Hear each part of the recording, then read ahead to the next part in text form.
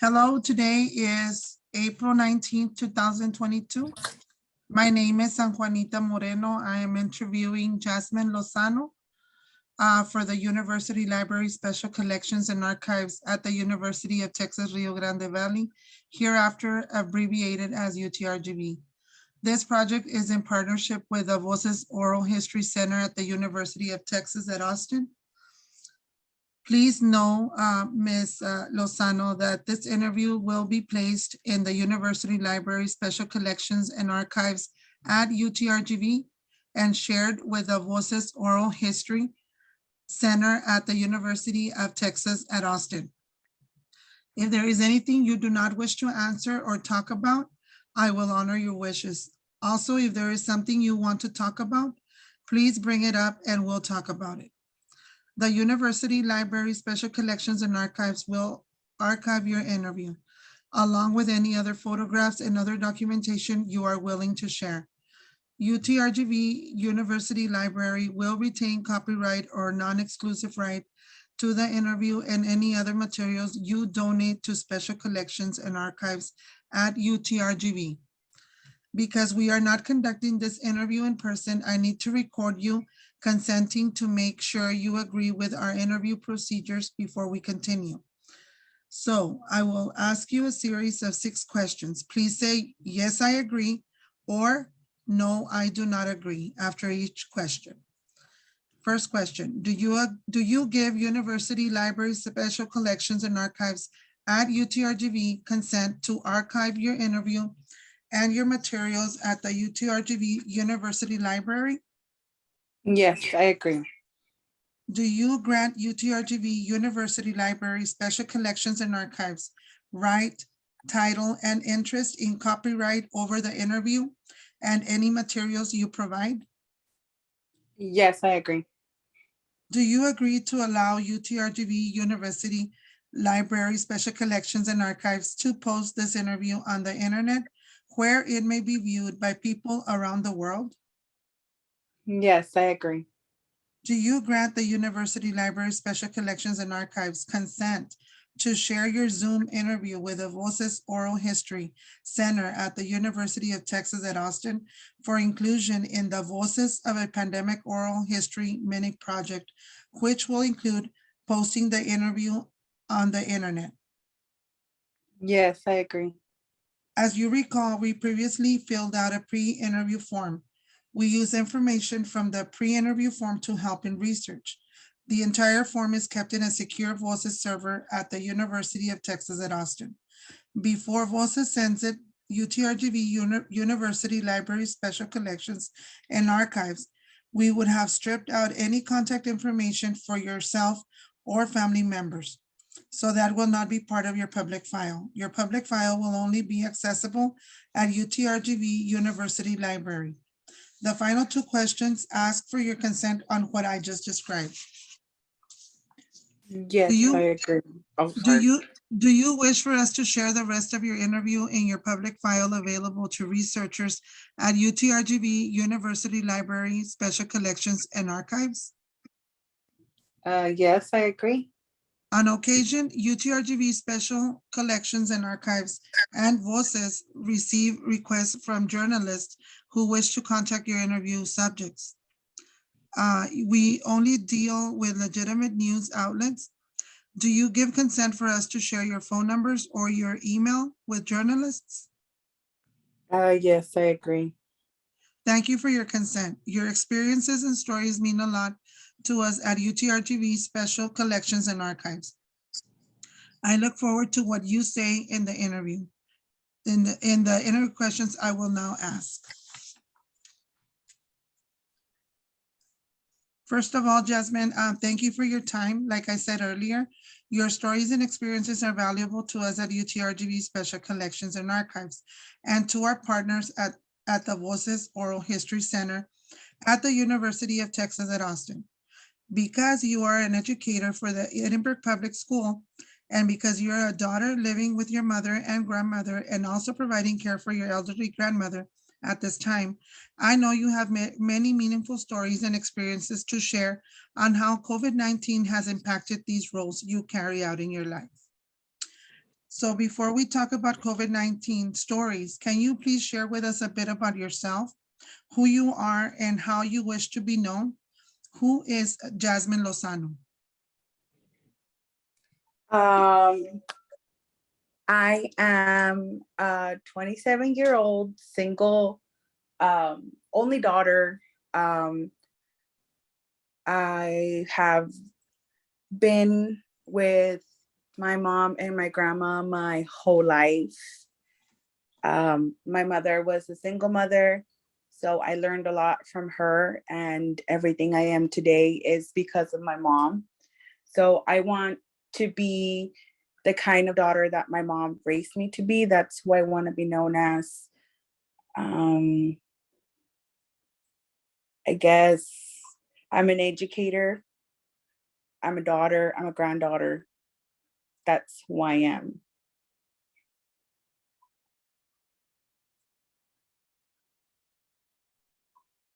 Okay, so thank you for sharing.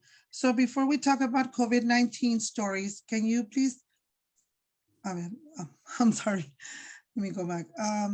This first section of question asks you to please share your stories and memories from when the COVID-19 pandemic made its first impacts in December 2019 to about the summer of 2020. It also asks about, so the first question that I'm going to ask you, can you share some memorable stories about how you first heard or learned about COVID-19? I remember that a lot of stories were starting to pick up early in January of 2020. A lot of things were being said in the news. And to be honest, at the beginning, I didn't think it was going to be this serious. Up until spring break rolled around and we were put in quarantine, and that's when everything changed, when the stores no longer had toilet paper, when we had to fight over Clorox wipes and Lysol and Germex, when we had to start wearing masks. It feels like it's been so long since, you know, we've been able to live a normal life. I feel like our new normal now is just wearing masks and hand sanitizing every 5 seconds. So yeah. Yes, I do remember the struggle of having to look for toilet paper and all those toiletries at the stores. Um, the second question that I'm going to ask you is, what were some early reports or rumors about COVID-19 that you remember back in 2020? I remember that at the beginning of this whole pandemic, it all started out with it's just the flu, or it's just like a cold, or it's all going to blow away. This isn't going to be here for a long time. And at the beginning, I kind of wanted to believe that. I kind of did believe that, like, oh, it's going to be fine. It's going to be okay. I do remember my mom saying, I don't think this is going away. And I would tell her, like, no, it's going to go away. Like, it's okay. We're going to be fine.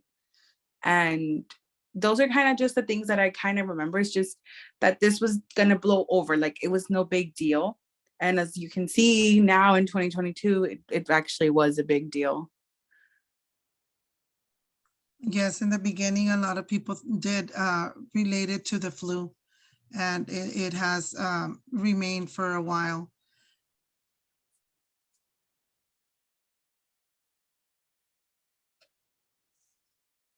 Yes.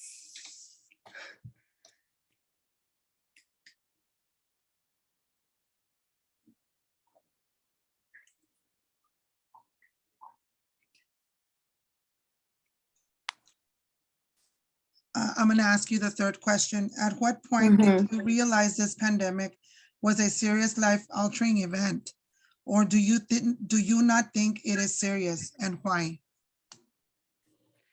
I think I realized how serious this was when spring break rolled around in 2020 and they started to put everyone in quarantine, when the death toll started to rise, when people not of my immediate family, but family of friends, of neighbors started to get sick. Some people started to die. It kind of hit me how serious this really was. Um, it was it was totally unexpected. Like I said before, I didn't really think this was going to be a big deal, but when spring break came around, I feel like that was the turning point in which I started to see how everything started to change really fast, how you know all these things started to happen, and I finally realized, like, hey, you know what, this is actually serious, and it's time, we all take it serious. Yes, I agree with you when you mentioned that at first you didn't think it was something that was gonna be this bad.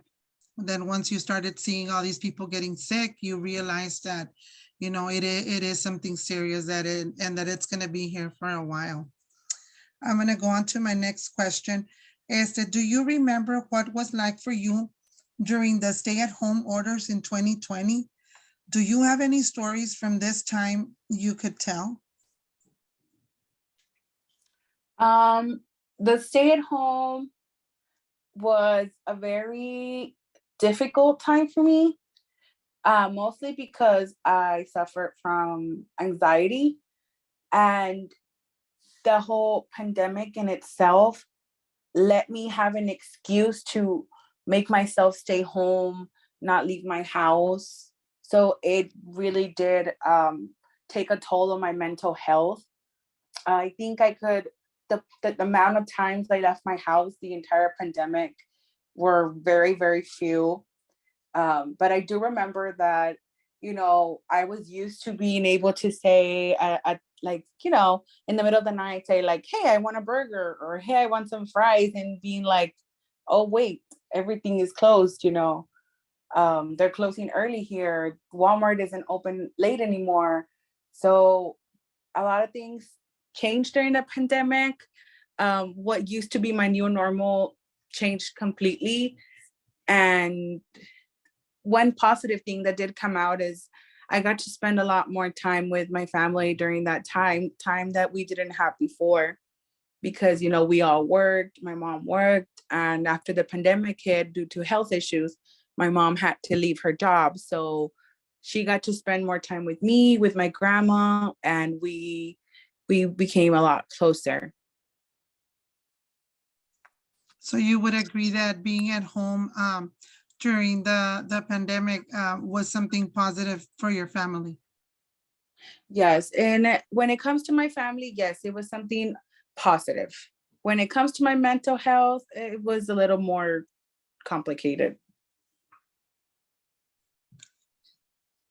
I'm going to move on to the next question. Over the last couple of years, what news media, social media, or other sources do you rely on to keep you informed about COVID-19? And then why do you prefer these news sources? Um, when it comes to news sources, I like to use several different outlets. I do get my news like from the local news channel. I sometimes check Twitter, or sometimes check Facebook, but when it comes to Facebook, I only rely on things like the official CDC website, or the official Hidalgo County Facebook page, because they're more reliable. Um, I do like to watch CNN was one of the ones where I would kind of get my pandemic news. ABC News was another one, and just the internet in general. Um, just Google things and look at the news sources. That's where I would get my information from. So you say that you also follow the page of Hidalgo County here in the Rio Grande Valley as a source for your news?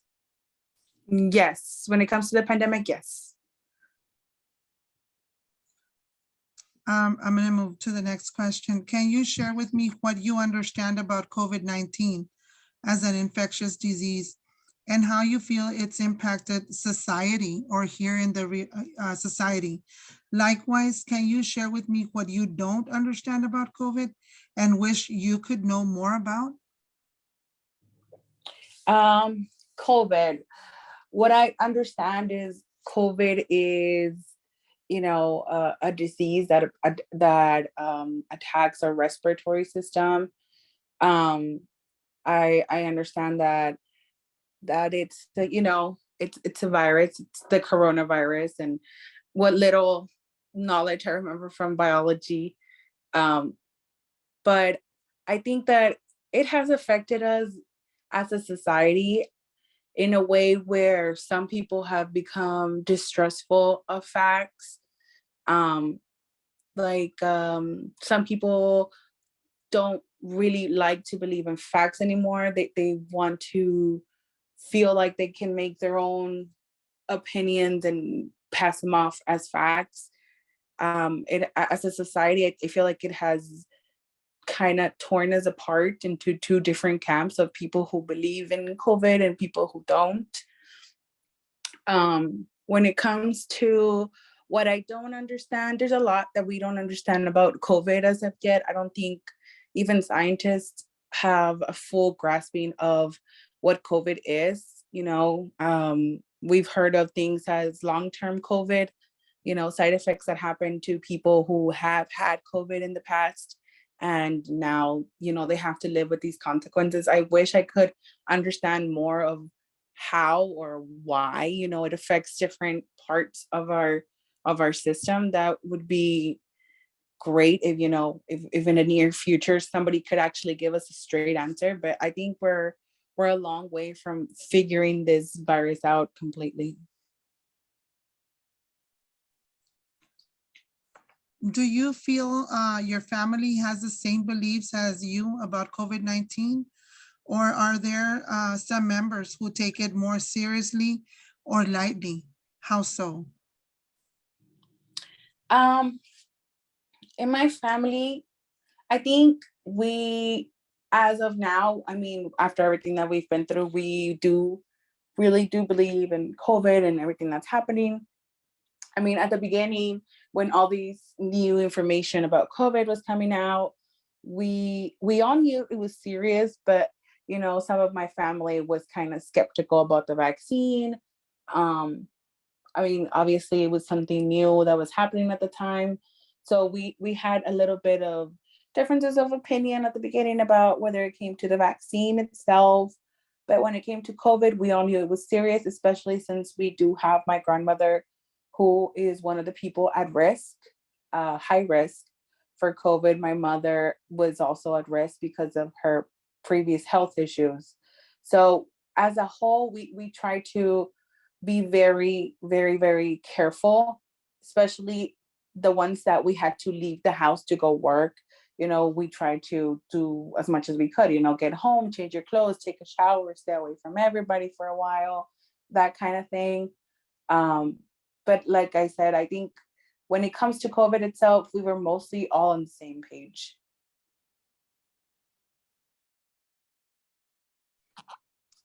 For this next part, I will ask you to share any stories about COVID-19 vaccines and any vaccination related stories you may wish to tell. First, I'm going to ask you, did you get a vaccine and any follow-up booster shots? Yes, I am fully vaccinated and I've had my booster shot already. What was it like? Was it easy or difficult for you in terms of scheduling or the wait time?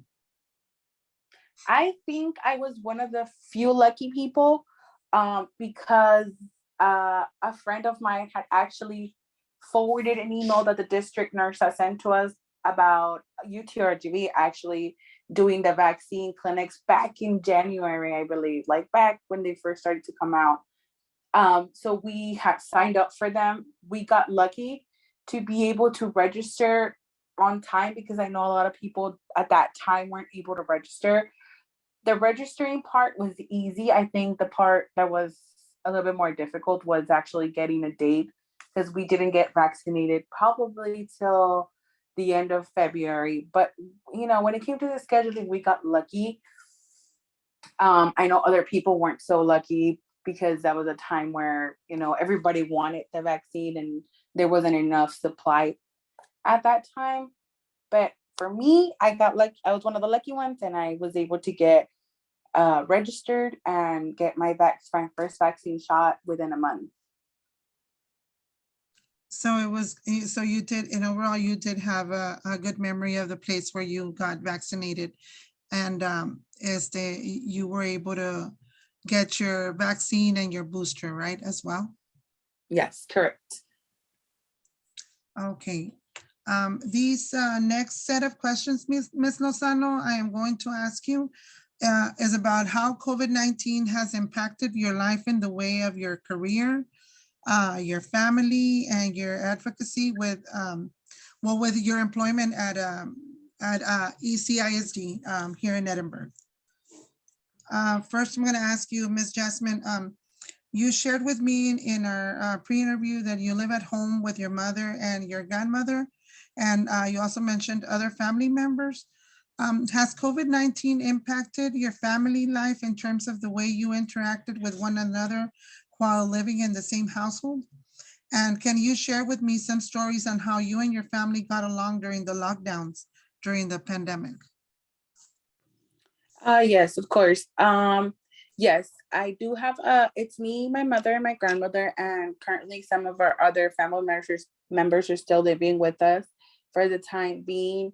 I think that the pandemic in its whole kind of brought us all together. We really didn't have any choice but to be stuck together. So we made the best of it. We had more family nights, movie nights. We would order takeout so they can bring it to the house so we can, have game nights, karaoke nights. We tried to make the best of a bad situation because we did have 2 kids living with us during the pandemic. They still are. And we didn't want them to feel, the loss of that socialization that is very important to kids, And so, we did what we could. I felt that in a way it did us good, even though, of course, like any other family, we might have gotten on each other's nerves from time and time again from being stuck in here all those months. But overall, it was a positive experience. We were able to have more fun, more family nights that we probably wouldn't have done before because we all kind of lived our separate lives. So yeah, I feel that it brought us closer. So then you would say that you were able to manage within what in your household as far as your family and dealing with your work. So you had a good impact and you were able to manage. Can you share if it impacted your life in any other way as far as your family? As far as my family, no, I feel like, like I said, we did the best we could, try to make the best out of the hand that we were dealt with. But we did okay. Like I said, we had our moments like any other family who stuck together for too long. But other than that, we did good. We actually, got to know each other a lot better and spend a lot more time together that, like I said, we didn't really put that much effort before the pandemic to spend that much time together. You mentioned that you live with your mother and that you also take care of your grandmother. Did COVID-19 make it hard on you while taking care of her? And do you fear did you fear at any time that she would get infected with the virus? Yes, yes, that was one of our constant concerns.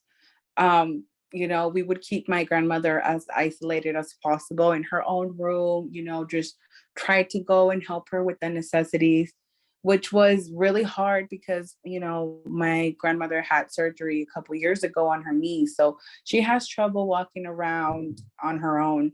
So for us who would have to leave the house for work, for, groceries, it was difficult because, we would have to get home and, I guess you can say, disinfect ourselves by like leaving our clothes in the laundry room, going to take a shower right away, making sure that we always had hand sanitizer, Lysol wipes around, so that we would keep, the contagion to a minimum, because, our fear was that we would give it to our grandma, and based on the statistics that we were seeing on the news, it felt like my grandma had very little chance of overcoming, COVID-19.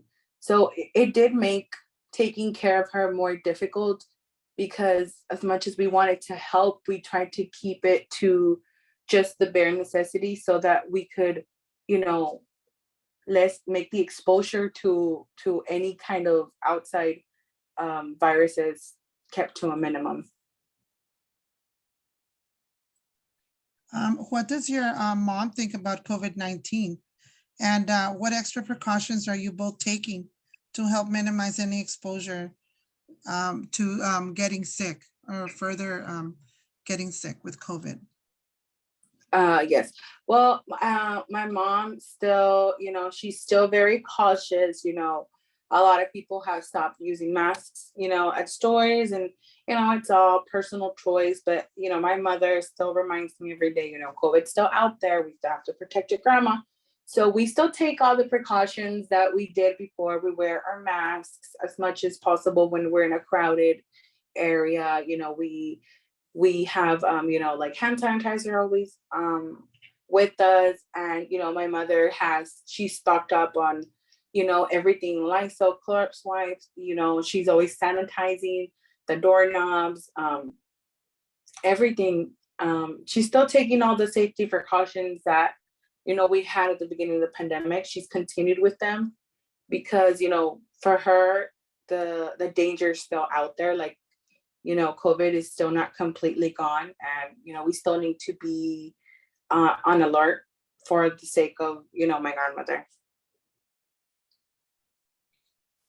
So you say that your mom did buy the necessities in order to keep your household clean and free of germs to prevent the COVID-19. Was that difficult for her in being able to look for sanitizing products? Was it easy for her, or did she have a hard time finding those? Yes, at the beginning of the pandemic, it was very, very difficult. We resorted to making DIY kind of wipes at one point when we couldn't find any, because the stores were just out of about everything. And we were very adamant that we had to keep some semblance of trying to keep our household as sanitized as possible. So like I said, at one point we would do DIYs when it came to hand sanitizer or the wipes. But as time has gone on, like as of now, it's not as hard as it was at the beginning, because at the beginning it was nearly impossible to find what you needed, and now thankfully we are able to get the necessary sanitizing products that we need to keep our household as sanitized as possible. Okay, Ms. Jazmin, now we're going to talk about how this pandemic has affected you or is affecting you at work, as you are a teacher for the Edinburg Public School here in Edinburg, Texas, in the Rio Grande Valley. Jazmin, since when have you been employed at ECISD? And you work as a pre-K teacher, correct? Correct. I am a pre-K teacher for the Edinburg School District. I've been working for them since 2019. This would be my third year with the district. And are you employed? You said you're employed for the Edinburg School District, but do you work at a campus, or where do you do your teaching? I am currently working at a Head Start because Edinburgh School District is in partnership with Head Start, and we are the early childhood teachers that go and help at Head Start as part of the district.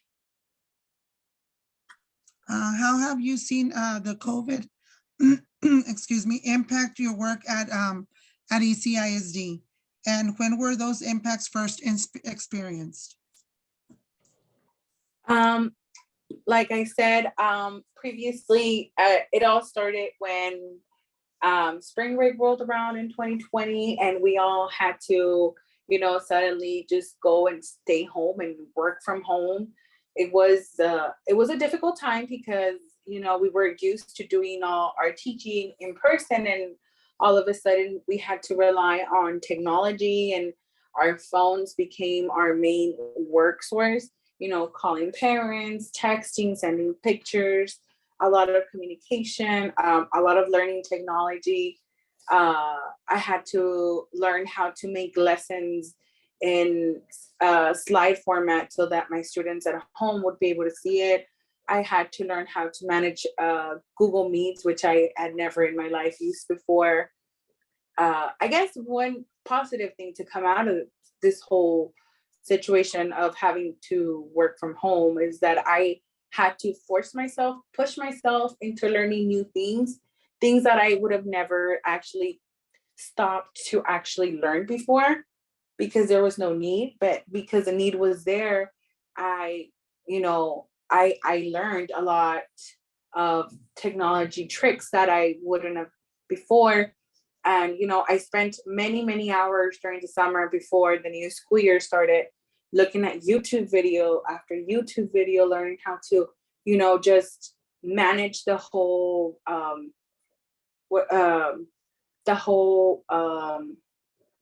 like the whole Google Meets, the whole Google Slides, Google Classroom, all of that. So in part, it did impact my my teaching methods, but it improved them because I had to push myself to get out of my comfort zone and learn something new. So you said, say that COVID-19 really had an impact on the ways, on your ways of teaching at the beginning of 2021 for that school year. Do you feel that that ECISD, the Edinburgh Public School, helped you in any way to achieve any of your ways of teaching? Like you said, learning new technology in order to do your work? Yes, actually, they provided us with trainings all throughout that summer, at the beginning of the year, because, like I said, a lot of us were completely unprepared for a whole technology driven curriculum. So they did provide us with trainings, and whatever, we wanted more to learn. Well, I had to go outside of the district and, research on my own. A lot of YouTube tutorials helped. But the information was out there. It was just a matter of actually wanting to look it up. Are you concerned about the effectiveness of your remote learning on educating your students? And what is it that most concerns you, if any? Yes. With remote learning, there was obviously a lot of issues because of the grade level that I do teach, which is pre-K. My students' ages range from 3 to 5 years old. So as much as these kids nowadays are very technology savvy, they're also children, small children. So it was very difficult to try to do lessons in which they could complete if they didn't have an adult by their sides. So I felt like, many of my kids had older siblings that the parents needed to help also. So I felt like those kids kind of fell behind a little bit since they were on their own, and the ones who had, a parent by their sides were able to, keep up a little bit better. So yeah, my concern with remote teaching was that it wasn't equitable to all students, since not everybody had, the same access to the same technology or the same access to the same support as other children. Have you had to take on any extra or other work duties in order to educate your students because of COVID-19? I did have to work a lot more hours than I would in a regular school year, simply because, a lot of these parents worked. So I had to, talk to a lot of parents in the evenings, just so that they could understand what was going on with their children's schoolwork.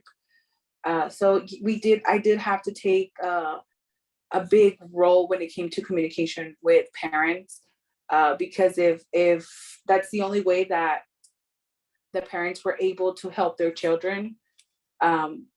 So I guess I feel like it was a whole extra job just communicating with the parents on the daily, on top of my already teaching job.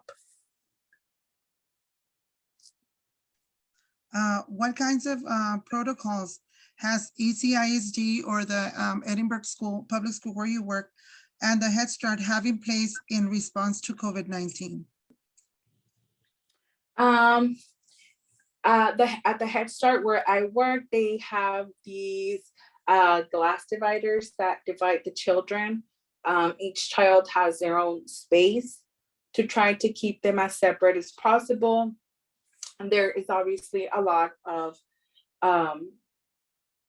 hand sanitizing. So we are encouraged to encourage the kids, to wash their hands constantly, to keep to themselves, not to be getting up a lot, just to try to keep the contagion to a minimum if there is any concerns, health concerns.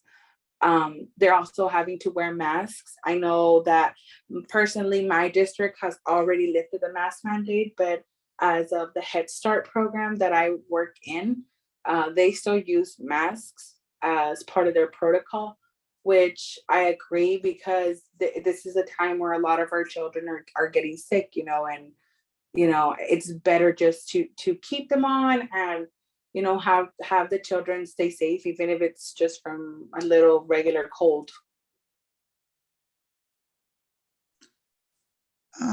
Do you know if your school district is worried about students logging on to classes because of lack of internet or devices because of the pandemic? If so, how did you help your students? There was a lot of concern about my students' lack of technology at home, mostly because of the area in which I teach is very rural.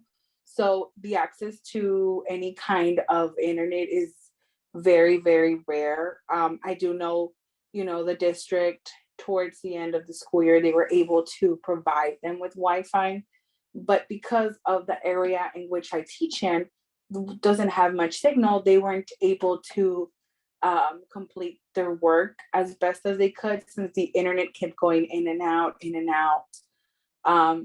So as much as, we try to help our students and we try to do our best, at the end of the day, because of their circumstances that were completely out of their control, a lot of my students were not able to get the education that they deserved.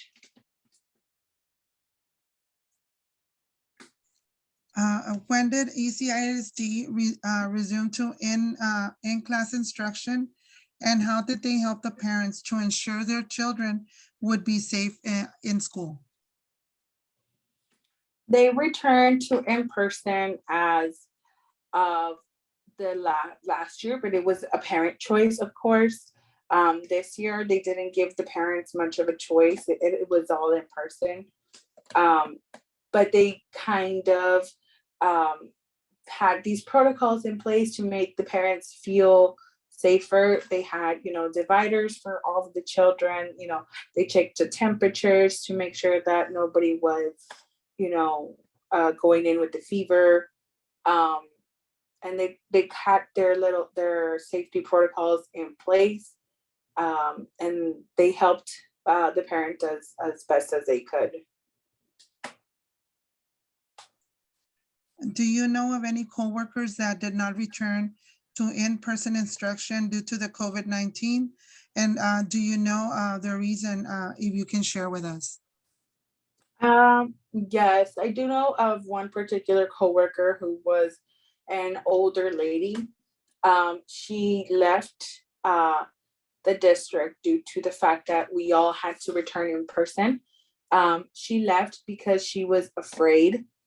This particular person had gone through tragic times during the COVID pandemic. She had lost many family members. I believe she said she lost like 3 family members, close family members, due to the COVID-19. And with her health issues, she was completely terrified, and it was completely understandable after what she had been through. So she decided that it would have been best for her to just quit the school year and stay home and stay safe. And like I said, it was completely understandable after all the grief that this poor coworker of mine had gone through. This last section, I will ask you to share any stories you might have about this pandemic and the response by local, state, and national elected officials. Feel free to respond or pass on any of the questions. Do you feel satisfied with the local response to COVID-19 in Edinburgh and the Hidalgo County over these last 2 years? I am. I felt that when it was completely necessary, they put the mask mandate in place. Even though a lot of people disagreed with it, I completely agreed with it. At that time, we needed to I guess not. I mean, we know that the masks don't completely stop it, but we knew that they helped. And at that time when they did these mask mandates, I felt, I guess you could say, safer, because I knew that at least, our local government was trying to do something and trying to, stop this contagion that was happening at the time. Because, I mean, locally, we were a hotspot, a national hotspot. And, that's not something I was comfortable with, knowing that the place where I live was a national hotspot for COVID-19.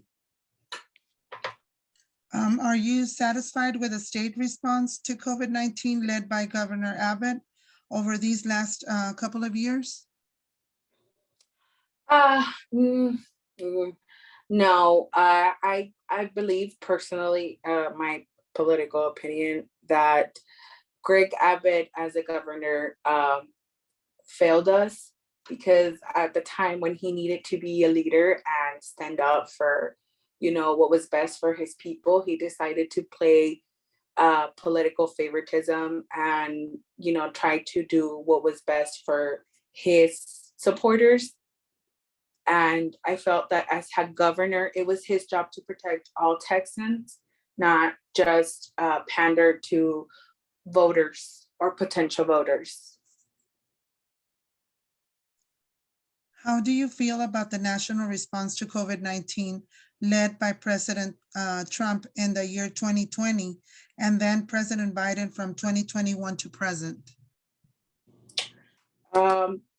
I believe that the former president, Trump, he could have done a better job at protecting his people, at handling this whole pandemic.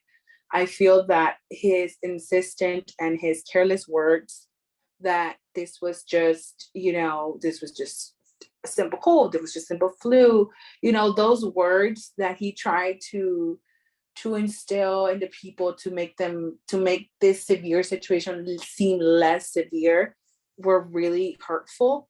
It divided a country, people who wanted to believe in the facts and people who wanted to believe in their president. I felt that he completely mismanaged the situation. Instead of, supporting the people that he had, hired to handle this pandemic, he undermined them completely. and just made this really bad situation into a worse situation. He basically threw more wood to the fire and, created what was the chaos that we had to live through during the pandemic due to his poor leadership skills. When Biden took over, I believe that, the situation is not at best, as it could be, but I believe that he's doing the best that he can with the hand that he was dealt with, the hand that he was left with, really. And as of now, we're starting to see a little bit of a semblance of normalcy. We might not be getting to normal anytime soon, but I feel that things are getting better. Most of us have had our boosters. So we know that, the availability of vaccines is still there. And, that's good for people who still haven't gotten them. They can still have the opportunity to get them. And I feel like we're on the right track with this administration. They've done what they can, and it makes me feel more settled than I felt with the previous administration. If you had the power of a political office to respond to COVID-19, what would you do differently? I think that, I'm not any political major. So I feel that the best thing that you could do as someone in power, someone in charge of so many lives, so much influence over the lives of so many people, is give people straight facts. Tell them how it is, tell them what has to be done, and stop trying to please one side or the other. I think what people need is the truth, for you to be straightforward. And if I was in any political sort of position, I feel that I would just want to be straightforward, whether people like it or not. The best course of action is always the truth.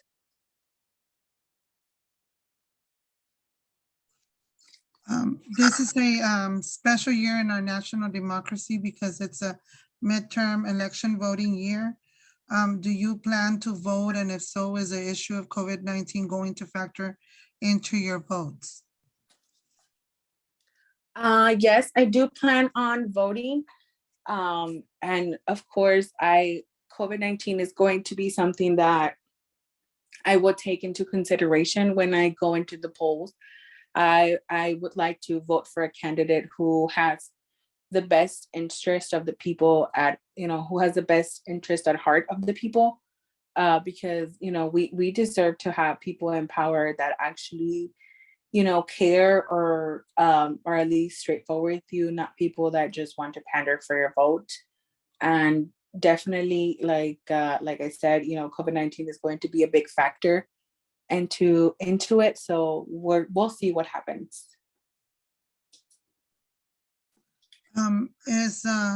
Will you consider the national response to the COVID-19 pandemic in your vote for a presidential candidate?